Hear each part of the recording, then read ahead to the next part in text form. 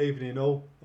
Anyone who's got a council tax battle going on, this may very well be of help to you. My mate Alan's just sent it to me. He requested it a little while ago. He forgot about it, but it's just come through today. And yeah, I'll read it. I would like to make the following freedom of information, please. Can the judiciary allocate powers to the local council to act in a judicial capacity? So what he's referring to, obviously, is the council tax.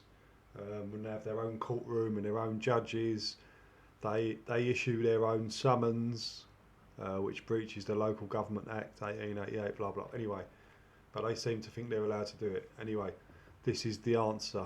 Your request has been handled. This is bollocks, bollocks, bollocks.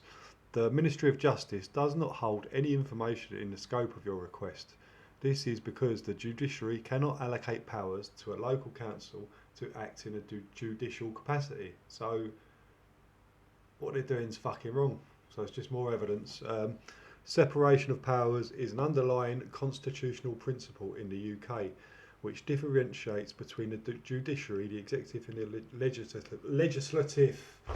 Local councils, part of their executive branch, derive their power from statute rather than the judiciary. Their powers are granted by acts of parliament rather than the court.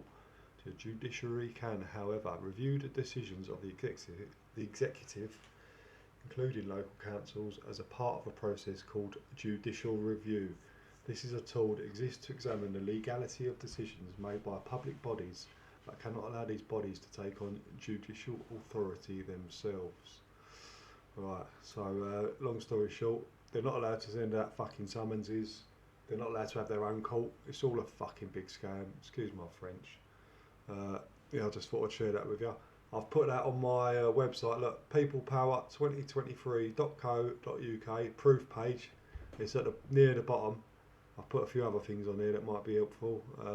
HMRC, taxman's definition of persons. This is all about like the straw man, right? You know, how they trick you into becoming a company. The Interpretation Act, there you go. It's a definition of a person in law. Includes a body of persons, corporate or unincorporate. Right.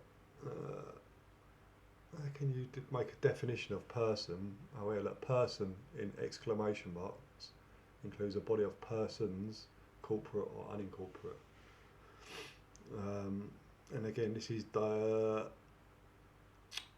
Black's Law Dictionary, first edition, definition of persons. Alright, I want to put my affidavit on there to the Attorney General. If you saw that video the other day, I'm still waiting for a reply. I haven't heard anything yet. That's it for me. Over and out. Like, subscribe, share and all that lot. See you later. Bye.